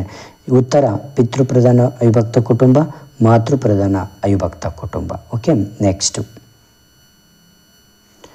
Some aspects of family in Mahuva ಗ್ರಂಥದ ಲೇಖಕರು ಯಾರು ಅಂದರೆ ಇಲ್ಲಿ ಉತ್ತರ IP ದೇಸಾಯಿ ಅವರು. ನೆಕ್ಸ್ಟ್ 2 ಅಂಕದ ಪ್ರಶ್ನೆಗಳು ಈ ಒಂದು ಅಧ್ಯಾಯದಲ್ಲಿ. ಬನ್ನಿ ನೋಡೋಣ. ಅವಿಭಕ್ತ ಕುಟುಂಬವನ್ನು ವ್ಯಾಖ್ಯಾನಿಸಿ. ಉತ್ತರ ಐರಾವತ್ ಕಾರ್ವೇರವರು ಪ್ರಕಾರ ರಕ್ತ ಸಂಬಂಧಿಗಳ ಸಮೂಹವೊಂದು ಒಂದೇ ಮನೆಯಲ್ಲಿ ವಾಸಿಸುತ್ತಾ ಒಂದೇ ಅಡುಗೆ ಮನೆಯಲ್ಲಿ ತಯಾರಾದ ಆಹಾರ ಸೇವಿಸುತ್ತಾ ಆಸ್ತಿಯ ಮೇಲೆ ಸಮಾನ ಒಂದು ಬಡತನ ಮತ್ತು ಕುಟುಂಬದ ಪೂಜಾ ಕಾರ್ಯಗಳಲ್ಲಿ ಸಾಮೂಹಿಕವಾಗಿ ಪಾಲ್ಗೊಳ್ಳುವ ಕುಟುಂಬವನ್ನು ಅವಿಭಕ್ತ ಕುಟುಂಬ ಎಂದು ಕರೀತೇವೆ. ನೆಕ್ಸ್ಟ್ ಅವಿಭಕ್ತ ಕುಟುಂಬದ 2 ಲಕ್ಷಣಗಳನ್ನು ತಿಳಿಸಿ ಅಂತ ಕೇಳಿದಾಗ ಇಲ್ಲಿ ಉತ್ತರ ಸಾಮಾನ್ಯ ಮನೆ, ನೆಕ್ಸ್ಟ್ ಸಾಮಾನ್ಯ ಅಡಿಗೆ ಮನೆ, ಸಾಮಾನ್ಯ ಪೂಜಾ ಪದ್ಧತಿ. ಓಕೆ, ನೆಕ್ಸ್ಟ್ 3ನೇ ಪ್ರಶ್ನೆ ಅವಿಭಕ್ತ ಕುಟುಂಬದ 2 ಅನುಕೂಲಗಳನ್ನು ತಿಳಿಸಿ ಅಂತ ಕೇಳ್ತಾರೆ. ಇಲ್ಲಿ ಉತ್ತರ 1 ಆರ್ಥಿಕ ಅನುಕೂಲ ಆಗುತ್ತೆ, 2 ಸದಸ್ಯರ ರಕ್ಷಣೆ ಆಗುತ್ತೆ, 3 ಮನೋರಂಜನೆ ಆಗುತ್ತೆ. ಯಾವ ಕುಟುಂಬದಿಂದ ಅಂದರೆ ಅವಿಭಕ್ತ ಕುಟುಂಬದಿಂದ. ನೆಕ್ಸ್ಟ್ 4ನೆಯ ಪ್ರಶ್ನೆ ನೋಡೋಣ. ಅವಿಭಕ್ತ ಕುಟುಂಬದ 2 ಅನಾನುಕೂಲಗಳನ್ನು ತಿಳಿಸಿ ಅಂತ ಕೇಳ್ತಾರೆ. ಇಲ್ಲಿ ಉತ್ತರ ಮೊದಲ ಒಂದು ಅನಾನುಕೂಲ ಯಾವುದು ಅಂದರೆ ಸೋಮಾರಿತನವನ್ನು ಪ್ರೋತ್ಸಾಹಿಸ್ತದೆ, ವ್ಯಕ್ತಿತ್ವದ ಬೆಳವಣಿಗೆಗೆ ಅಡಚಣೆ ಆಗ್ತದೆ, ಸಂಘರ್ಷಗಳ ಒಂದು ಕೇಂದ್ರ ಆಗುತ್ತೆ. ನೆಕ್ಸ್ಟ್ 5ನೆಯ ಪ್ರಶ್ನೆ ನೋಡೋಣ. ಅವಿಭಕ್ತ ಕುಟುಂಬದ ಮೇಲೆ ಪ್ರಭಾವ ಬೀರಿದ 2 ಸಾಮಾಜಿಕ ಶಾಸನಗಳನ್ನು ತಿಳಿಸಿ ಅಂತ ಹೇಳ್ತಾರೆ. ಇಲ್ಲಿ ಮೊದಲನೇದು ಹಿಂದೂ ಉತ್ತರಾಧಿಕಾರ ಕಾಯ್ದೆ 1956, ಎರಡನೇದು ಹಿಂದೂ ವಿವಾಹ ಕಾಯ್ದೆ 1955. ನೆಕ್ಸ್ಟು ಇಲ್ಲಿ 5 ಅಂಕದ ಪ್ರಶ್ನೆಗಳನ್ನು ನೋಡೋಣ. ಈ ಒಂದು 4ನೆಯ ಅಧ್ಯಾಯದಲ್ಲಿ ಇಂಪಾರ್ಟೆಂಟ್ ಮಾತ್ರ ಇಲ್ಲಿ ಇರೋದು. ಅವಿಭಕ್ತ ಕುಟುಂಬದ ಗುಣಲಕ್ಷಣಗಳನ್ನು ವಿವರಿಸಿ ಅಂದಾಗ ಮೊದಲನೆಯ ಉತ್ತರ ಸ್ಟಾರ್ಟ್ ಮಾಡೋಣ. ಉತ್ತರಗಳು ಯಾವುದು ಅಂದರೆ ಇಲ್ಲಿ ಮೊದಲನೆಯ ಒಂದು ಲಕ್ಷಣ ಪೀಳಿಗೆಗಳ ಸಮಾವೇಶ, ಸಾಮಾನ್ಯ ಮನೆ, 3ನೇದು ಸಾಮಾನ್ಯ ಅಡಿಗೆ ಮನೆ, ಸಾಮಾನ್ಯ ಧಾರ್ಮಿಕ ವಿಧಿ, ಸಾಮಾನ್ಯ ಆಸ್ತಿ, ಕರ್ತನ ಅಧಿಕಾರ, ಪೂರ್ವ ನಿಯೋಜಿತ ವಿವಾಹಗಳು, ಸ್ವಯಂ ಪರಿಪೂರ್ಣತೆ. ಓಕೆ, ನೆಕ್ಸ್ಟ್ ಅವಿಭಕ್ತ ಕುಟುಂಬದ ಅನುಕೂಲಗಳನ್ನು ವಿವರಿಸಿ ಅಂತ ಕೇಳ್ತಾರೆ. ಆರ್ಥಿಕ ಅನುಕೂಲ, ಸದಸ್ಯರ ಸಂರಕ್ಷಣೆ, ಮನರಂಜನೆ, ವ್ಯಕ್ತಿತ್ವ ವಿಕಾಸ, ಸಮಾಜವಾದದ ಪರಿಕಲ್ಪನೆ. ಓಕೆ, ನೆಕ್ಸ್ಟು 3ನೆಯ ಪ್ರಶ್ನೆ ನೋಡೋಣ. ಅವಿಭಕ್ತ ಕುಟುಂಬದ ಅನಾನುಕೂಲಗಳನ್ನು ವಿವರಿಸಿ ಅಂತ ಹೇಳ್ತಾರೆ. ಈ ಸೇಮ್ ಟು ಸೇಮ್ ಬರಿಬೇಕಾಗತ್ತೆ ಅವುಗಳನ್ನೇ. ಓಕೆ, ನೆಕ್ಸ್ಟ್ ಇಲ್ಲಂ ಬಗ್ಗೆ ಟಿಪ್ಪಣಿ ಬರೀರಿ. ತುಂಬ ಇಂಪಾರ್ಟೆಂಟ್ ಇದು ಇಲ್ಲಂ ಬಗ್ಗೆ. ನೋಡಿ ಆ ಉತ್ತರವನ್ನು ಹೇಳಿಬಿಡ್ತೇನೆ ನಿಮಗೆ. ಇಲ್ಲಂ ಬಗ್ಗೆ ಟಿಪ್ಪಣಿ ಬರೀರಿ ಅಂತ ಹೇಳಿದ ತಕ್ಷಣವೇ ಏನು ಬರಿಬೇಕು ಅಂದರೆ ನಂಬೋದರಿ ಅವಿಭಕ್ತ ಕುಟುಂಬವನ್ನು ಇಲ್ಲಂ ಎಂದು ಕರೀತಾರೆ. ನಂಬೋದರಿ ಪಿತೃವಂಶೀಯ ಕುಟುಂಬ ಇಲ್ಲಂನ ಎಲ್ಲ ಸದಸ್ಯರು ತಂದೆಯ ವಂಶಾವಳಿಯಿಂದ ಗುರುತಿಸಿಕೊಳ್ತಾರೆ. ತಂದೆ ಅಥವಾ ಹಿರಿಯ ಮಗ ಕುಟುಂಬದ ಎಲ್ಲ ಹೊಣೆಗಾರಿಕೆಯನ್ನು ನಿಭಾಯಿಸುತ್ತಾರೆ. ಉದಾಹರಣೆ ಕೇರಳದ ನಂಬೋದರಿ, ಅಸ್ಸಾಂನ ಅಂಗಾಮಿ ನಗಗಳು ಇತ್ಯಾದಿ. ಇಲ್ಲಿ ಪುರುಷ, ಆತನ ಪತ್ನಿ ಹಾಗೂ ಮಕ್ಕಳು, ಕಿರಿಯ ಸಹೋದರರು, ಅವಿವಾಹಿತ ಸಹೋದರಿಯರು ವಾಸಿಸುತ್ತಿರ್ತಾರೆ. ನಂಬೋದರಿಗಳು ಈ ಮೂಲಕ ಭೂಮಿಯ ಒಡೆತನ ತಮ್ಮಲ್ಲಿಯೇ ಸಂರಕ್ಷಿಸಿಕೊಳ್ಳುವ ಪದ್ಧತಿಯನ್ನು ಅನುಸರಿಸ್ತಾ ಇರ್ತಾರೆ. ನಂಬೋದರಿಯ ಹಿರಿಯ ಮಗ ಮತ್ತು ತಮ್ಮ ಜಾತಿಯಲ್ಲಿ ವಿವಾಹವಾಗುತ್ತಿದ್ದನು. ಹಿರಿಯ ಸೋದರನಿಗೆ ಸಂತಾನ ಇಲ್ಲವಾದರೆ ಕಿರಿಯ ತಮ್ಮ ನಂಬೋದರಿ ಕನ್ಯೆಯನ್ನು ವಿವಾಹವಾಗಲು ಅವಕಾಶವಿರುತ್ತೆ. ಈ ಕುಟುಂಬದ ಹಿರಿಯ ಸದಸ್ಯ ಇಲ್ಲಿಂದ ಸಮಸ್ತ ಆಸ್ತಿಯ ಮೇಲೆ ನಿಯಂತ್ರಣವನ್ನು ಹೊಂದಿರ್ತಾನೆ. ಆದರೆ ಅಂತಹ ಆಸ್ತಿಯನ್ನು ಮಾರಾಟ, ದಾನ, ಇನ್ನಿತರ ಪರಭಾರೆ ಮಾಡುವ ಅಧಿಕಾರವಿರಲಿಲ್ಲ. ಈ ರೀತಿ ವಹಿವಾಟು ಮಾಡುವಾಗ ಕುಟುಂಬದ ಎಲ್ಲ ಸದಸ್ಯರ ಅನುಮತಿ ಪಡೆಯಬೇಕಾಗುತ್ತದೆ. ಇದನ್ನೇ ಇಲ್ಲಮ್ ಎಂದು ಕರೀತಾರೆ. ಇದು ಮೋಸ್ಟ್ ಇಂಪಾರ್ಟೆಂಟ್. ಓಕೆ, ಈ ಅಧ್ಯಾಯದಲ್ಲಿ 10 ಮಾರ್ಕ್ಸ್ ನೋಡೋಣ. 10 ಅಂಕದ ಪ್ರಶ್ನೆಗಳು ಮೋಸ್ಟ್ ಇಂಪಾರ್ಟೆಂಟ್ ಯಾವುದು ಅಂದರೆ, ಅವಿಭಕ್ತ ಕುಟುಂಬದ ಪರಿವರ್ತನೆಗೆ ಕಾರಣವಾದ ಅಂಶಗಳನ್ನು ವಿವರಿಸಿ ಅಂತ ಕೇಳ್ತಾರೆ. ಉತ್ತರ ಮೊದಲನೆಯ ಕಾರಣ ಯಾವುದು ಅಂದರೆ ಕೈಗಾರೀಕರಣ ಕಾರಣ. ಎರಡನೇದ್ದು ನಗರೀಕರಣ. ಮೂರನೇದ್ದು ಜನಸಂಖ್ಯೆ ಬೆಳವಣಿಗೆ. ನಾಲ್ಕನೇದ್ದು ಶಿಕ್ಷಣ. ಐದನೇದು ಬದಲಾಗ್ತಿರುವ ಸ್ತ್ರೀಯರ ಅಂತಸ್ತು.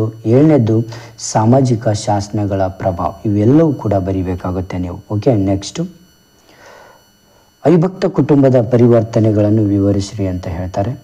ಉತ್ತರ ಅವಿಭಕ್ತ ಕುಟುಂಬದ ರಚನಾತ್ಮಕ ಪರಿವರ್ತನೆಗಳು. ಎರಡನೇದು ಅವಿಭಕ್ತ ಕುಟುಂಬದ ಗಾತ್ರದಲ್ಲಿ ಪರಿವರ್ತನೆಗಳು, ಆಸ್ತಿಯ ಒಡೆತನದಲ್ಲಿ ಪರಿವರ್ತನೆಗಳು, ಅಧಿಕಾರದಲ್ಲಿ ಪರಿವರ್ತನೆಗಳು, ಸ್ತ್ರೀಯರ ಅಂತಸ್ತು ಮತ್ತು ಸ್ಥಾನಮಾನಗಳಲ್ಲಿ ಪರಿವರ್ತನೆಗಳು, ಜೀವನ ಸಂಗಾತಿಗಳ ಆಯ್ಕೆಯಲ್ಲಿ ಪರಿವರ್ತನೆಗಳು, ಅತ್ತೆ ಸೊಸೆಯರ ಸಂಬಂಧಗಳಲ್ಲಿ ಪರಿವರ್ತನೆಗಳು, ದುರ್ಬಲವಾಗುತ್ತಿರುವ ಕೌಟುಂಬಿಕ ನಿಯಮಗಳು. ಇವೆಲ್ಲವೂ ಕೂಡ ತುಂಬ ಇಂಪಾರ್ಟೆಂಟ್ ಇರುತ್ತೆ. ನೆಕ್ಸ್ಟು ಬರೋದೇ ಅಧ್ಯಾಯ 5, ಭಾರತೀಯ ಒಂದು ಗ್ರಾಮಗಳ ಬದಲಾವಣೆ, ಅಭಿವೃದ್ಧಿ ಮತ್ತು ನಗರೀಕರಣ. ಈ ಒಂದು ಅಧ್ಯಾಯ 5 ಇದು ಮೋಸ್ಟ್ ಇಂಪಾರ್ಟೆಂಟ್ ಕೂಡ. ಈ ಒಂದು ಅಧ್ಯಾಯ 5ರಲ್ಲಿ ಯಾವುದೆಲ್ಲ 1 ಅಂಕದ ಪ್ರಶ್ನೆಗಳು ತುಂಬ ಇಂಪಾರ್ಟೆಂಟ್ ಅನ್ನೋದನ್ನು ನೋಡೋಣ ಬನ್ನಿ. ಹಾಗಾದರೆ ಮೊದಲನೆಯ ಒಂದು ಪ್ರಶ್ನೆ, ಗ್ರಾಮ ಸಮುದಾಯದ ಒಂದು ಲಕ್ಷಣವನ್ನು ತಿಳಿಸಿ ಅಂತ ಹೇಳ್ತಾರೆ. ಉತ್ತರ ಚಿಕ್ಕ ಗಾತ್ರ, ಪ್ರಾಥಮಿಕ ಸಂಬಂಧ. ಓಕೆ, ನೆಕ್ಸ್ಟ್ ರೂರಲ್ ಸೋಸಿಯಾಲಜಿ ಇನ್ ಇಂಡಿಯಾ ಗ್ರಂಥದ ಸಂಪಾದಕರು ಯಾರು ಅಂದರೆ AR ದೇಸಾಯಿ. ಮೂರನೇ ಪ್ರಶ್ನೆ, ಭಾರತೀಯ ಗ್ರಾಮಗಳನ್ನು ಪುಟ್ಟ ಗಣರಾಜ್ಯಗಳು ಎಂದವರು ಯಾರು ಅಂದರೆ ಚಾರ್ಲ್ಸ್ ಮೆಟಕಾಫ್. ನಾಲ್ಕನೆಯ ಪ್ರಶ್ನೆ, ಭಾರತದ ಹಸಿರು ಕ್ರಾಂತಿಯ ಪಿತಾಮಹ ಎಂದು ಯಾರನ್ನು ಕರೆಯುತ್ತಾರೆ ಅಂದರೆ ಉತ್ತರ MS ಸ್ವಾಮಿನಂದನ್. ನೆಕ್ಸ್ಟ್ 5ನೆಯ ಪ್ರಶ್ನೆ, ಗ್ರಾಮೀಣ ಅಭಿವೃದ್ಧಿ ಎಂದರೇನು ಅಂದರೆ ಗ್ರಾಮಗಳನ್ನು ಸಾಮಾಜಿಕವಾಗಿ, ಆರ್ಥಿಕವಾಗಿ, ಶೈಕ್ಷಣಿಕವಾಗಿ ಅಭಿವೃದ್ಧಿಪಡಿಸುವುದೇ ಗ್ರಾಮೀಣ ಅಭಿವೃದ್ಧಿ ಎಂದು ಕರೀತೇವೆ. ನೆಕ್ಸ್ಟ್ 6ನೆಯ ಪ್ರಶ್ನೆ, ರಿಮೆಂಬರ್ಡ್ ವಿಲೇಜ್ ಗ್ರಂಥದ ಕರ್ತೃ ಯಾರು ಅಂದರೆ ಉತ್ತರ MN ಶ್ರೀನಿವಾಸ್. ನೆಕ್ಸ್ಟ್ ಪ್ರಶ್ನೆ, CDPಯನ್ನು ವಿಸ್ತರಿಸಿ ಅಂತ ಕೇಳ್ತಾರೆ. ಅದಕ್ಕೆ ಉತ್ತರ ಸಾಮುದಾಯಿಕ ಅಭಿವೃದ್ಧಿ ಕಾರ್ಯಕ್ರಮ ಅಂತ ಬರೀಬೇಕಾಗತ್ತೆ. ನೆಕ್ಸ್ಟ್ IRDP ಅನ್ನು ವಿಸ್ತರಿಸಿ. ಇಲ್ಲಿ ಉತ್ತರ ಸಮಗ್ರ ಗ್ರಾಮೀಣ ಅಭಿವೃದ್ಧಿ ಕಾರ್ಯಕ್ರಮ, ನೆನಪಿಟ್ಟುಕೊಳ್ಳಿ. ನೆಕ್ಸ್ಟ್ ಗ್ರಾಮದ ಒಂದು ಸಮಸ್ಯೆಯನ್ನು ತಿಳಿಸಿ. ಉತ್ತರ ಅನಕ್ಷರತೆ, ಎರಡನೇದು ಬಡತನ. ನೆಕ್ಸ್ಟ್ ಪ್ರಶ್ನೆ, ನೆಕ್ಸ್ಟು ಇಲ್ಲಿ MGNREGA ಅನ್ನು ವಿಸ್ತರಿಸಿ ಅಂತ ಕೇಳ್ತಾರೆ. ಆಗ ನೀವು ಉತ್ತರ ಏನು ಬರೀಬೇಕು ಅಂದರೆ ಮಹಾತ್ಮ ಗಾಂಧಿ ರಾಷ್ಟ್ರೀಯ ಗ್ರಾಮೀಣ ಉದ್ಯೋಗ ಭರವಸೆ ಕಾಯ್ದೆ 2005 ಇಷ್ಟು ಬರೆದ್ರೆ 1 ಮಾರ್ಕ್ಸ್ ಕೊಡ್ತಾರೆ ನಿಮಗೆ. ನೆಕ್ಸ್ಟು ರೈತರ ಆತ್ಮಹತ್ಯೆಗೆ 2 ಕಾರಣಗಳನ್ನು ತಿಳಿಸಿ ಅಂತ ನಿಮಗೆ ಪ್ರಶ್ನೆ ಕೇಳ್ತಾರೆ. ಅಲ್ಲಿ ಉತ್ತರ ಏನು ಬರೀಬೇಕು ಅಂದರೆ ಘಟನೆಗಳು, ಎರಡನೇದು ಒತ್ತಡ ಕಾರಣಗಳು. ನೆಕ್ಸ್ಟ್ 12ನೇ ಪ್ರಶ್ನೆ, ಅಗ್ರೇರಿಯನ್ಸ್ ಕ್ರೈಸಿಸ್ ಅಂಡ್ ಫಾರ್ಮರ್ ಸೊಸೈಡ್ ಎಂಬ ಪುಸ್ತಕವನ್ನು ಬರೆದವರು ಯಾರು ಅಂದರೆ ಇಲ್ಲಿ ಉತ್ತರ RS ದೇಶಪಾಂಡ್ ಮತ್ತು ಸರೋಜ್ ಅರೋರ. 13ನೇ ಪ್ರಶ್ನೆ, ಭೂ ಸುಧಾರಣೆಯ ಮೂಲ ತತ್ವ ಏನಾಗಿತ್ತು ಅಂದರೆ ಉತ್ತರ ಉಳುವವನೇ ಭೂಮಿಯ ಒಡೆಯ ಅನ್ನೋದು ಆಗಿತ್ತು. 14ನೇ ಪ್ರಶ್ನೆ ನೋಡೋಣ, ಗ್ರಾಮ ಪಂಚಾಯಿತಿಯ 2 ಕಾರ್ಯಗಳನ್ನು ತಿಳಿಸಿ ಅಂತ ಇಲ್ಲಿ ಕೇಳ್ತಾರೆ. ಇಲ್ಲಿ ಪ್ರಶ್ನೆ ಉತ್ತರಗಳು ಕುಡಿಯುವ ನೀರಿನ ಸೌಲಭ್ಯ ಒದಗಿಸುವುದು, ರಸ್ತೆಗಳ ದುರಸ್ತೀಕರಣ ಮಾಡುವಂಥದ್ದು. ಓಕೆ, ನೆಕ್ಸ್ಟ್ 2 ಅಂಕದ ಪ್ರಶ್ನೆಗಳು. ಇಲ್ಲಿ ಗ್ರಾಮೀಣ ಸಮುದಾಯ ಎಂದರೇನು? ಸುಮಾರು 5,000 ಅಥವಾ ಅದಕ್ಕಿಂತ ಕಡಿಮೆ ಜನಸಂಖ್ಯೆ ಇದ್ದು ಕೃಷಿ ಸಂಬಂಧಿ ಚಟುವಟಿಕೆಗಳ ಮೇಲೆ ಅವಲಂಬಿತವಾಗಿರುವ ಶಾಶ್ವತವಾಗಿ ಒಂದು ಭೌಗೋಳಿಕ ಪ್ರದೇಶದಲ್ಲಿ ವಾಸವಾಗಿದ್ದು ಸಾಮಾಜಿಕ ಆರ್ಥಿಕ ಚಟುವಟಿಕೆಗಳಲ್ಲಿ ನಿರತವಾಗಿರುವ ಸಮೂಹವನ್ನೇ ಇಲ್ಲಿ ಗ್ರಾಮ ಎಂದು ಕರೀತೇವೆ, ನೆನಪಿಟ್ಟುಕೊಳ್ಬೇಕು. ನೆಕ್ಸ್ಟ್ ಗ್ರಾಮೀಣ ಅಧ್ಯಯನದ 2 ಮಹತ್ವಗಳನ್ನು ತಿಳಿಸಿ. ಉತ್ತರ ಮೊದಲನೇದು ಸಾಮಾಜಿಕ ಸುಧಾರಣೆಗೆ ಸಹಾಯಕ, ಎರಡನೇದು ವಿಶ್ಲೇಷಣಾತ್ಮಕ ಮಾದರಿಯ ಬೆಳವಣಿಗೆಗೆ ಸಹಾಯಕವಾಗಿರುತ್ತೆ. ನೆಕ್ಸ್ಟ್ ಮೂರನೆಯ ಪ್ರಶ್ನೆ, ಭೂ ಸುಧಾರಣೆಯ 2 ಉದ್ದೇಶಗಳನ್ನು ತಿಳಿಸಿ. ಮೊದಲನೆಯ ಒಂದು ಉದ್ದೇಶ, ಉತ್ತರ ಹೇಳ್ತಾ ಇರೋದು ನಾನು, ಮಧ್ಯವರ್ತಿಗಳ ನಿಷೇಧ, ಎರಡನೇದು ಭೂ ಒಡೆತನದ ಹಕ್ಕು ನೀಡುವುದು. ನೆಕ್ಸ್ಟ್, ಕೃಷಿ ವಿಷಯಗಳನ್ನು ಅಭ್ಯಸಿಸಲು ಕರ್ನಾಟಕ ಸರ್ಕಾರ ರಚಿಸಿದ 2 ಸಮಿತಿಗಳನ್ನು ತಿಳಿಸಿ. ಒಂದು ದ್ವಾರಕಾನಾಥ. ನೆಕ್ಸ್ಟ್ ಕ್ವಶನ್ ಯಾವುದು ಅಂದರೆ, ಇಲ್ಲಿ ಯಾವುದಾದ್ರೂ 2 ಗ್ರಾಮೀಣಾಭಿವೃದ್ಧಿ ಕಾರ್ಯಕ್ರಮಗಳನ್ನು ತಿಳಿಸಿ. ಉತ್ತರ ಸಾಮುದಾಯಿಕ ಅಭಿವೃದ್ಧಿ ಯೋಜನೆ CDP, ಎರಡನೇದು ಸಮಗ್ರ ಗ್ರಾಮೀಣಾಭಿವೃದ್ಧಿ ಕಾರ್ಯಕ್ರಮ IRDP. ಓಕೆ, ನೆಕ್ಸ್ಟ್ 7ನೇ ಪ್ರಶ್ನೆ ನೋಡೋಣ. ಇವಾಗ MGNRGAದ 2 ಉದ್ದೇಶಗಳನ್ನು ತಿಳಿಸಿ. ಅಂದರೆ ಮೊದಲನೇ ಉದ್ದೇಶ ಉತ್ಪಾದಕ ಆಸ್ತಿಗಳನ್ನು ಸೃಷ್ಟಿಸುವುದು, 2 ಗ್ರಾಮೀಣ ನಗರ ವಲಸೆಯನ್ನು ತಡೆಗಟ್ಟುವುದು. ನೆಕ್ಸ್ಟ್ ಪ್ರಶ್ನೆ, ಪಂಚಾಯತ್ ರಾಜ್ನ 3 ಹಂತಗಳನ್ನು ತಿಳಿಸಿ. ಒಂದು ಜಿಲ್ಲಾ ಪಂಚಾಯಿತಿ, ತಾಲೂಕ್ ಪಂಚಾಯಿತಿ, ಗ್ರಾಮ ಪಂಚಾಯಿತಿ. ಓಕೆ, ನೆಕ್ಸ್ಟ್ 5 ಅಂಕದ ಪ್ರಶ್ನೆಗಳನ್ನು ನೋಡೋಣ. ನೆಕ್ಸ್ಟ್ 5 ಅಂಕದ ಪ್ರಶ್ನೆಗಳು, ಗ್ರಾಮದ ಲಕ್ಷಣಗಳನ್ನು ವಿವರಿಸಿ ಅಂತ ಕೇಳ್ತಾರೆ. ಉತ್ತರ ಚಿಕ್ಕ ಗಾತ್ರ, ಪ್ರಾಥಮಿಕ ಸಂಬಂಧಗಳ ಪ್ರಾಮುಖ್ಯತೆ, ಸಾಮಾಜಿಕ ಸಮರ್ಥನೆ, ಕೃಷಿ ಮತ್ತು ಉಪ ಕಸುಬುಗಳು, ಗ್ರಾಮೀಣ ನೆರೆಹೊರೆ ಮತ್ತು ಸ್ವಾಯತ್ತತೆ. ಓಕೆ, ನೆಕ್ಸ್ಟ್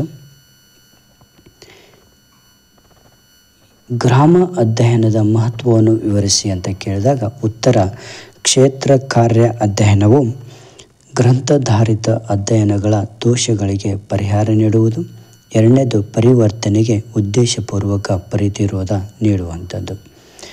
ನೆಕ್ಸ್ಟು ಸಾಹಿತ್ಯಿಕ ಪೂರ್ವಗ್ರಹ ನಂತರದ ಮೌಲ್ಯಮಾಪನ ದಾಖಲಿಸುತ್ತದೆ, ಅಭಿವೃದ್ಧಿಗೆ ವಿಶ್ಲೇಷಣಾ ಮಾದರಿಯ ಬೆಳವಣಿಗೆ, ಸಮಾಜ ಸುಧಾರಣೆಗೆ ಸಹಾಯಕ. ಇವೆಲ್ಲವೂ ಕೂಡ ತುಂಬ ಇಂಪಾರ್ಟೆಂಟ್ ಇರುತ್ತೆ. ನೆಕ್ಸ್ಟ್ ನೋಡೋಣ ಬನ್ನಿ. 3ನೇ ಪ್ರಶ್ನೆ, ಭಾರತೀಯ ಗ್ರಾಮಗಳ ಸಾಮಾಜಿಕ ಸಮಸ್ಯೆಗಳು ಯಾವುದು ಅಂದರೆ, ಒಂದು ಬಡತನ, ಎರಡನೇದು ಅನಕ್ಷರತೆ, ಮೂರನೇದು ಆರೋಗ್ಯ ಸಮಸ್ಯೆಗಳು, ನೈರ್ಮಲ್ಯ ಸಮಸ್ಯೆ ಅಂತ ಇರುತ್ತೆ. ನೆಕ್ಸ್ಟ್ ನೋಡೋಣ ಬನ್ನಿ. 4ನೆಯ ಪ್ರಶ್ನೆ, ಭಾರತೀಯ ಗ್ರಾಮಗಳ ಕೃಷಿ ಮತ್ತು ಆರ್ಥಿಕ ಸಮಸ್ಯೆಗಳನ್ನು ವಿವರಿಸಿ. ಫಸ್ಟ್ ಒನ್ ಅಸಮಾನತೆ, ಎರಡನೇದು ತಾರತಮ್ಯದ ನೀತಿಗಳು, ಕೃಷಿ ಕ್ಷೇತ್ರದ ಸಂದಿಗ್ಧತೆ, ವ್ಯವಸಾಯದ ಖರ್ಚಿನ ಹೆಚ್ಚಳ, ಸಹಕಾರಿ ವಲಯದ ವೈಫಲ್ಯ, ರಾಜ್ಯದಿಂದ ಕಲ್ಯಾಣ ಕಾರ್ಯಕ್ರಮಗಳ ಹಿಂಪಡೆಯುವಿಕೆ, ಜಾಗತಿಕ ಸ್ಪರ್ಧೆ ಮತ್ತು ಬಂಡವಾಳಶಾಹಿಗಳಿಂದ ಶೋಷಣೆ, ಬ್ಯಾಂಕಿಂಗ್ ನಿಯಮಗಳ ಸಂಕೀರ್ಣತೆ ಮತ್ತು ಸಾಲದ ಅಲಭ್ಯತೆ, ಅಂತರ್ಜಲದ ಅತಿಯಾದ ಅವಲಂಬನೆ, ಬರಪೀಡಿತ ಪ್ರದೇಶಗಳ ಹೆಚ್ಚಳ ಮಾಡುವಂಥದ್ದು. ನೆಕ್ಸ್ಟ್ ಗ್ರಾಮ ಪಂಚಾಯಿತಿಯ ಕಾರ್ಯಗಳನ್ನು ವಿವರಿಸಿರಿ. ಉತ್ತರ ಕೃಷಿ, ಕುಡಿಯುವ ನೀರಿನ ಸೌಲಭ್ಯ ಒದಗಿಸುವುದು, ಸಣ್ಣ ನೀರಾವರಿ ನಿರ್ವಹಣೆ ಮಾಡುವಂಥದ್ದು, ಶಾಲಾ ಕಟ್ಟಡಗಳ ನಿರ್ವಹಣೆ ಮಾಡುವಂಥದ್ದು, ಕೆರೆಗಳ ನಿರ್ಮಾಣ ಮಾಡುವಂಥದ್ದು, ರಸ್ತೆಗಳ ದುರಸ್ತೀಕರಣ ಮಾಡುವಂಥದ್ದು, ಒಳಚರಂಡಿ ವ್ಯವಸ್ಥೆ ಮಾಡುವಂಥದ್ದು. ನೆಕ್ಸ್ಟ್ 10 ಅಂಕದ ಪ್ರಶ್ನೆಗಳನ್ನು ನೋಡೋಣ. ಭಾರತೀಯ ಗ್ರಾಮಗಳ ಸಮಸ್ಯೆಗಳನ್ನು ವಿವರಿಸಿರಿ. ಸಾಮಾಜಿಕ ಸಮಸ್ಯೆಗಳು ಅಂದರೆ ಒಂದು ಬಡತನ, ಅನಕ್ಷರತೆ, ಆರೋಗ್ಯ ಸಮಸ್ಯೆಗಳು. ನೆಕ್ಸ್ಟ್ ಆರ್ಥಿಕ ಮತ್ತು ಕೃಷಿ ಸಮಸ್ಯೆಗಳಲ್ಲಿ ಮತ್ತೆ 4 ಬರ್ತವೆ. ಅಸಮಾನತೆ ಹೆಚ್ಚಳ, ತಾರತಮ್ಯ ನೀತಿಗಳು, ಕೃಷಿ ಕ್ಷೇತ್ರದ ಸಂದಿಗ್ಧ ಪರಿಸ್ಥಿತಿ, ಹೆಚ್ಚುತ್ತಿರುವ ವ್ಯವಸಾಯದ ಖರ್ಚು ಮತ್ತು ಪರಿಸರ ನಾಶ. ನೆಕ್ಸ್ಟ್ 5ನೇದು ಸರ್ಕಾರದಿಂದ ಕಲ್ಯಾಣ ಕಾರ್ಯಕ್ರಮಗಳನ್ನು ಹಿಂಪಡೆಯುವಿಕೆ, ಜಾಗತಿಕ ಸ್ಪರ್ಧೆ ಮತ್ತು ಬಂಡವಾಳಶಾಹಿಗಳಿಂದ ಶೋಷಣೆ, ಸಂಕೀರ್ಣ ಬ್ಯಾಂಕಿಂಗ್ ನಿಯಮಗಳು ಮತ್ತು ಸಾಲದ ಅಲಭ್ಯತೆ, ಸಹಕಾರಿ ವಲಯದ ವೈಫಲ್ಯತೆ, ನೀರಾವರಿ ಕೊರತೆ, ಇವೆಲ್ಲವೂ ಕೂಡ ತುಂಬ ಇಂಪಾರ್ಟೆಂಟ್ ಇರ್ತದೆ. ನೆಕ್ಸ್ಟ್ ನೋಡೋಣ. ಗ್ರಾಮಾಭಿವೃದ್ಧಿ ಕಾರ್ಯಕ್ರಮಗಳನ್ನು ವಿವರಿಸಿ ಅಂತ ಕೇಳ್ತಾರೆ. ಇಲ್ಲಿಯೂ ಕೂಡ ಈ ಎಲ್ಲವುಗಳನ್ನು ವಿವರಿಸಬೇಕಾಗತ್ತೆ ನೀವು. ನೆಕ್ಸ್ಟು ಅಧ್ಯಾಯ 7. ಇಲ್ಲಿ ಅಧ್ಯಾಯ 7ರಲ್ಲಿ ಮೋಸ್ಟ್ ಇಂಪಾರ್ಟೆಂಟ್ ಇದೆ. ಶುರು ಮಾಡೋಣ ಬನ್ನಿ. ಅಧ್ಯಾಯ 7 ಇಲ್ಲಿ 1 ಅಂಕದ ಪ್ರಶ್ನೆಗಳನ್ನು ನೋಡೋಣ. 1873ರಲ್ಲಿ ಸ್ಥಾಪನೆಯಾದ ಸಾಮಾಜಿಕ ಸಂಘಟನೆ ಯಾವುದು ಅಂತ ಕೇಳ್ತಾರೆ. ಆಗ ಉತ್ತರ ಸತ್ಯಶೋಧಕ ಸಮಾಜ.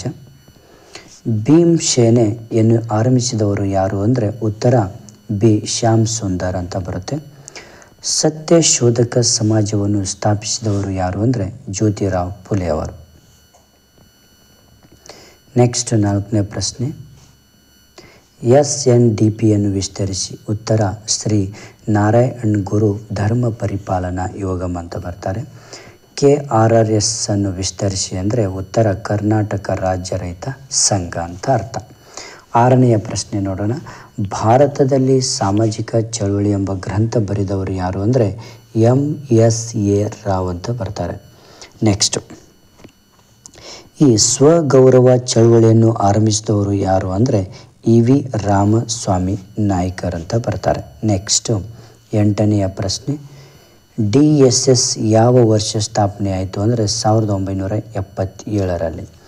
ಸಾಮಾಜಿಕ ಚಳುವಳಿಯ ಒಂದು ಮೂಲಾಂಶವನ್ನು ತಿಳಿಸಿ ಅಂದರೆ ಅದು ಸಿದ್ಧಾಂತ. DSS ಅನ್ನು ವಿಸ್ತರಿಸಿ ಅಂದರೆ ಉತ್ತರ ದಲಿತ ಸಂಘರ್ಷ ಸಮಿತಿ. 11, ಕಾಗೋಡು ಸತ್ಯಾಗ್ರಹದ ಶೋಷಣೆ ಏನು ಅಂದರೆ ಉತ್ತರ ಉಳುವವನೇ ಭೂಮಿಯ ಒಡೆಯ ಅಂತ ಅರ್ಥ ಆಗುತ್ತೆ. ನೆಕ್ಸ್ಟು, ಜಾತಿ ವ್ಯವಸ್ಥೆ ವಿರುದ್ಧ ಹೋರಾಡಲು ಜ್ಯೋತಿರಾವ್ ಫುಲೆ ಸ್ಥಾಪಿಸಿದ ಸಂಘಟನೆ ಯಾವುದು ಅಂದರೆ ಉತ್ತರ ಸತ್ಯಶೋಧಕ ಸಮಾಜ ಅಂತ ಬರುತ್ತೆ. ನೆಕ್ಸ್ಟ್ 13ನೇ ಪ್ರಶ್ನೆ, ಕರ್ನಾಟಕ ರಾಜ್ಯ ರೈತ ಸಂಘ ಹೋರಾಟದ ಪ್ರಮುಖವಾದ ಒಂದು ವಿಷಯ ತಿಳಿಸಿ ಅಂದರೆ ಉತ್ತರ ಅದಕ್ಕೆ ಪರಿಸರ ವಿಷಯ ನೀರಾ ಚಳವಳಿ. 14, ಭಾರತದ ರೈತ ಚಳುವಳಿಗೆ ಕಾರಣವಾದ ಒಂದು ಪ್ರಮುಖವಾದ ಅಂಶವನ್ನು ತಿಳಿಸಿ ಅಂದರೆ ಉತ್ತರ ಅಧಿಕ ಕಂದಾಯ ವಸೂಲಿ. ಬಸವೇಶ್ವರರು ಸ್ಥಾಪಿಸಿದ ಸಂಘಟನೆ ಯಾವುದು ಅಂದರೆ ಅದು ಅನುಭವ ಮಂಟಪ ಅಂತ ಬರುತ್ತೆ. 2 ಅಂಕದ ಪ್ರಶ್ನೆಗಳನ್ನು ನೋಡೋಣ ಈ ಒಂದು ಅಧ್ಯಾಯದಲ್ಲಿ. ಯಾವುದು ಇಂಪಾರ್ಟೆಂಟ್ ಅಂದರೆ ಮೊದಲ ಒಂದು ಪ್ರಶ್ನೆ ನೋಡೋಣ. ಮಲಪ್ರಭಾ ರೈತ ಹೋರಾಟಕ್ಕೆ 2 ಕಾರಣ ತಿಳಿಸಿ ಅಂದರೆ ಮೊದಲನೇದು ಸ್ಥಿರ ಬೆಲೆಯ ಪ್ರಶ್ನೆ, 2ನೇದು ಹೆಚ್ಚಿನ ತೆರಿಗೆ. 2ನೇ ಪ್ರಶ್ನೆ, ದಲಿತ ಚಳುವಳಿಯ ಸ್ವಾತಂತ್ರ್ಯ ಪೂರ್ವದ 3 ಹಂತಗಳನ್ನು ಹೆಸರಿಸಿ ಅಂತ ಕೇಳ್ತಾರೆ. ಆಗ ನೀವು ಉತ್ತರ ಏನು ಬರೀಬೇಕು ಅಂದರೆ ಬಸವೇಶ್ವರ ಮತ್ತು ದಲಿತ ಚಳುವಳಿ, 2ನೇದು ಹಳೆ ಮೈಸೂರು ಭಾಗದ ದಲಿತ ಚಳುವಳಿ, 3ನೇದು ಮುಂಬೈ ಕರ್ನಾಟಕದಲ್ಲಿ ದಲಿತ ಚಳುವಳಿ. ನೆಕ್ಸ್ಟ್ 3ನೇ ಪ್ರಶ್ನೆ ನೋಡೋಣ. ಇಲ್ಲಿ ಸ್ವಾತಂತ್ರ್ಯ ಪೂರ್ವದ 2 ಮಹಿಳಾ ಸಂಘಟನೆಗಳನ್ನು ತಿಳಿಸಿ ಅಂತ ಕೇಳ್ತಾರೆ. ಇಲ್ಲಿ ಮೊದಲ ಪ್ರಶ್ನೆ ಬ್ರಾಹ್ಮಣ ಮಹಿಳಾ ನಿಲಯ ಮದ್ರಾಸ್, ಎರಡನೆಯ ಒಂದು ಸಂಘಟನೆ ಯಾವುದು ಅಂದರೆ ಮಹಿಳಾ ಸೇವಾ ಸಮಾಜ ಮೈಸೂರು ಅಂತ ಬರುತ್ತೆ. ನೆಕ್ಸ್ಟ್ 4ನೇ ಪ್ರಶ್ನೆ, ಸಾಮಾಜಿಕ ಚಳುವಳಿಯನ್ನು ವ್ಯಾಖ್ಯಾನಿಸಿ ಅಂತ ಕೇಳಿದಾಗ ಉತ್ತರ ಏನು ಬರೀಬೇಕು ಅಂದರೆ MSA ರಾವ್ ಪ್ರಕಾರ ಸಿದ್ಧಾಂತ ಮತ್ತು ಸಾಮೂಹಿಕ ಕ್ರೋಢೀಕರಣದ ಮೂಲಕ ಸಮಾಜದಲ್ಲಿ ಭಾಗಶಃ ಅಥವಾ ಪೂರ್ಣ ಪರಿವರ್ತನೆ ತರುವ ಪ್ರಯತ್ನ ಅಂತ ಹೇಳಿದ್ದಾರೆ. ನೆಕ್ಸ್ಟು ಕ್ಯಾಥ್ಲೀನ್ ಘೌ ಪ್ರಕಾರ ರೈತ ಚಳುವಳಿಯ ಯಾವುದಾದ್ರೂ 2 ವಿಧಗಳನ್ನು ತಿಳಿಸಿ ಅಂತ ಕೇಳಿದಾಗ ಉತ್ತರ ಏನು ಅಂದರೆ ಒಂದು ಸಮಾಜನಿಷ್ಠ ದರೋಡೆಗಳು, 2ನೇದು ಧಾರ್ಮಿಕ ಚಳುವಳಿಗಳು. ಓಕೆ, ನೆಕ್ಸ್ಟ್ ಪ್ರಶ್ನೆ ಬರುವುದೇ 6ನೆಯ ಪ್ರಶ್ನೆ ನೋಡಿ. ಸಾಮಾಜಿಕ ಸುಧಾರಣಾ ಚಳುವಳಿಯ 2 ಪ್ರಕಾರಗಳನ್ನು ತಿಳಿಸಿ ಅಂತ ಕೇಳಿದಾಗ ನೀವೇನು ಬರಿಬೇಕಂದ್ರೆ ಮೊದಲನೆಯ ಒಂದು ಪ್ರಕಾರ ಮಹಿಳಾ ಚಳುವಳಿ, 2ನೇ ಪ್ರಕಾರ ಹಿಂದುಳಿದ ವರ್ಗಗಳ ಚಳುವಳಿ. ನೆಕ್ಸ್ಟ್ 7ನೇ ಪ್ರಶ್ನೆ, ಸಾಮಾಜಿಕ ಚಳುವಳಿಯ 2 ಪ್ರಮುಖ ಮೂಲಾಂಶಗಳನ್ನು ತಿಳಿಸಿ ಅಂದಾಗ ಉತ್ತರ ಸಿದ್ಧಾಂತ, 2ನೇದು ನಾಯಕತ್ವ. 8ನೇ ಪ್ರಶ್ನೆ, ಕರ್ನಾಟಕದಲ್ಲಿ ನಡೆದ 2 ರೈತ ಚಳುವಳಿಗಳನ್ನು ಹೆಸರಿಸಿ. ಇದು ತುಂಬ ಇಂಪಾರ್ಟೆಂಟ್, ಎಲ್ಲವೂ ಇಂಪಾರ್ಟೆಂಟ್, ಇದು ಎಕ್ಸ್ಟ್ರಾ ಸ್ವಲ್ಪ ಇಂಪಾರ್ಟೆಂಟ್. ಉತ್ತರ ನೋಡಿ ಕಾಗೋಡು ಸತ್ಯಾಗ್ರಹ, ಇನ್ನೊಂದು ಮಲಪ್ರಭಾ ಹೋರಾಟ. ಓಕೆ, ಭಾರತದ ಒಂದು ಯಾವುದಾದ್ರೂ 2 ಮಹಿಳಾ ಸಂಘಟನೆಗಳನ್ನು ಹೆಸರಿಸಿ ಅಂದರೆ ಬ್ರಾಹ್ಮಣ ಮಹಿಳಾ ನಿಲಯ, ಮಹಿಳಾ ಸೇವಾ ಸಮಾಜ, ಭಗಿನಿ ಸಮಾಜ ಅಂತ ಬರುತ್ತೆ. ಓಕೆನಾ. ನೆಕ್ಸ್ಟ್ 5 ಅಂಕದ ಪ್ರಶ್ನೆಗಳನ್ನು ನೋಡೋಣ. ಸಾಮಾಜಿಕ ಚಳುವಳಿಯ ಮೂಲಾಂಶಗಳನ್ನು ವಿವರಿಸಿ ಅಂತ ಕೇಳ್ತಾರೆ. 5 ಮಾರ್ಕ್ಸಿಗೆ ಒಂದು ಸಿದ್ಧಾಂತ, ಸಾಮೂಹಿಕ ಕ್ರೋಢೀಕರಣ, ನಾಯಕತ್ವ ಮತ್ತು ಸಂಘಟನೆ. ಓಕೆ, ಕ್ಯಾಥ್ಲೀನ್ ಘೌ ಪ್ರಕಾರ ಇಲ್ಲಿ